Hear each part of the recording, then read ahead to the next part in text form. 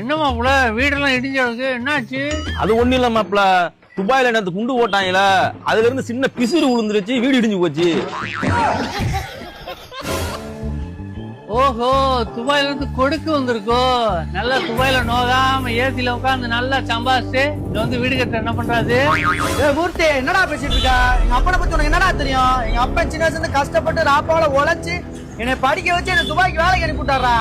ஒன்னே மாதிரியா வீட்டுல படுத்து பீடி குடிச்சிட்டு வேலைக்கு ஒழுங்கா போகாம உன் மாவன தள்ளுவண்டி கடைக்கு அனுப்பி விட்டுற. ஒன்னும் எங்க அப்பா ஒண்ணு உன்னை சோம்பேறி கிடையாது. அடுத்த வளர்ச்சியை பார்த்து என்னையும் பொறாமப்படாதயா.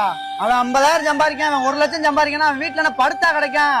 அவன் இரவு போல் பார்க்காம உழைக்கான். அவன் உழைச்சதுனாலதான் அவன் நல்லா இருக்கான். ஆனா நீ அவன் 4 வீடு கட்டிட்டான், அவன் 2 கார் வாங்கிட்டான், அவன் 2 பைக் வாங்கிட்டான், அவன் நல்லா சொகுசா வாழ்றாங்க அப்படின்னு குறை சொல்லிதே இப்படி நடு ரோட்ல நிக்க. அடுத்த வளர்ச்சியை பார்த்து என்னையும் பொறாமப்படாதயா. அவன் கடந்து வந்த பாதையை பாரு, அங்க அவன் அவ்வளவு கஷ்டப்பட்டு இருப்பான். ஒண்ணு நல்லா தெரிஞ்சுக்கோ, அடுத்தவன் நல்லா இருக்குன்னு நினைச்சா நீ நல்லா இருப்ப. இல்ல அடுத்தவன் நாசமா போன்னு நினைச்சா நீ நாசமா போயிருவ.